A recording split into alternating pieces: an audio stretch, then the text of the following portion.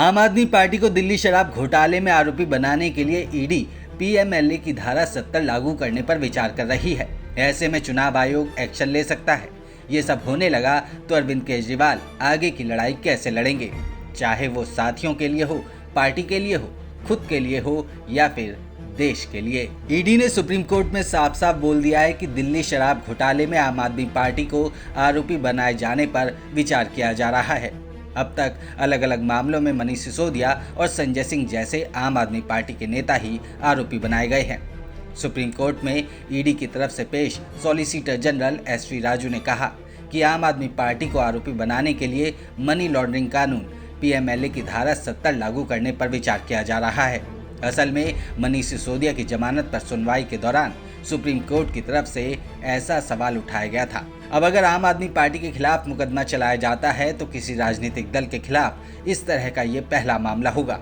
हालांकि आम आदमी पार्टी के खिलाफ पीएमएलए की धारा 70 लागू करने को लेकर भी कई सवाल हैं, जिनके जवाब खोजना आसान नहीं होगा। ऐसे में जबकि आम आदमी पार्टी के ही कटघरे में खड़े होने की नौबत आ पड़ी है, सवाल उठता है कि अरविंद केजरीवाल का राजनीतिक भविष्य क्या होने वाला है। आम आदमी पार्टी के नेताओं के खिलाफ जांच एजेंसियों के एक्शन होने पर अरविंद केजरीवाल साथियों को बेकसूर बताकर बचाव किया करते थे। अब तो सवाल ये भी है कि जब आम आदमी पार्टी ही आरोपी बना दी जाएगी तो आप नेता क्या करेंगे। आम आदमी पार्टी को शराब घोटाले में आरोपी बनाए जाने पर अरविंद केजरीवाल भी स्वाभाविक तौर पर घिर जाएंगे, क्योंकि संयोजक तो वही है। फिर तो ये देखना होगा कि आगे की लड़ाई अरविंद केजरीवाल कैसे लड़ेंगे। 4 अक्टूबर को दिल्ली के पूर्व डिप्टी सीएम मनीष सिसोदिया की जमानत पर सुनवाई के दौरान जस्टिस संजीव खन्ना ने सवाल उठाया था। ईडी के केस के मुताबिक अपराध की आय हासिल करने वाला एक राजनीतिक दल है, न कि मनीष सिसोदिया। और इसी बात को आगे बढ़ाते हुए कोर्ट का सवाल था, आम आदमी पार्टी को आरोपी क्यों नहीं बनाया गया। जस्टिस संजीव खन्ना का कहना था, जहां तक पीएमएलए का सवाल है, आपका पूरा मामला है कि पैसा एक राजनीतिक दल के पास गया है। वो राजनीतिक दल अब भी आरोपी नहीं है। आप इसका क्या जवाब देंगे। ईडी की तरफ से सुप्रीम कोर्ट में पेश सॉलिसिटर जनरल एसवी राजू ने कहा, हम आम आदमी पार्टी को आरोपी बनाने और अतिरिक्त जांच के लिए पीएमएलए की धारा 70 लागू करने पर विचार कर रहे हैं। ईडी के जवाब पर आपत्ति जताते हुए मनीष सिसोदिया के वकील अभिषेक मनु सिंघवी का कहना था, ईडी की ओर से आए वाक्य का असर कल के अखबारों में दिखेगा, यही मकसद भी है। ईडी का सुप्रीम कोर्ट में ये कहना कि आम आदमी पार्टी को आरोपी बनाने पर विचार किया जा रहा है, इस बात के भी खास मायने हैं। अगर कोई पेश नहीं होता तो ईडी की तरफ से विचार विमर्श की बात नहीं की जाती, सीधे केस दर्ज किया जाता, या कम से कम ये बताया जा सकता था कि ईडी की तरफ से केस किया जा रहा है। दरअसल पीएमएलए यानी कि मनी लॉन्ड्रिंग रोकथाम अधिनियम कंपनियों से संबंधित है, किसी कंपनी द्वारा किए गए अपराधों के लिए। जनप्रतिनिधित्व कानून की धारा 29A के मुताबिक आम आदमी पार्टी एक राजनीतिक दल है, इसलिए आम आदमी पार्टी को आरोपी बनाने के लिए ईडी को कोई और कानूनी रास्ता अख्तियार करना होगा, या फिर अलग से संबंधित सक्षम प्राधिकारी की अनुमति लेनी होगी।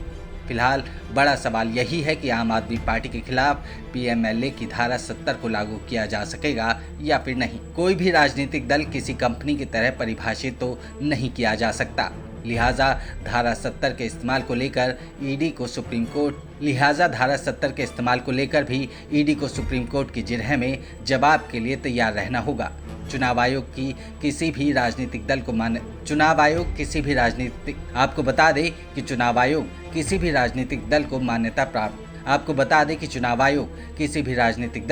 मान्यता प्रदान करता है। चुनाव आयोग के पास ही किसी भी राजनीतिक दल का रजिस्ट्रेशन तक रद्द करने का अधिकार है।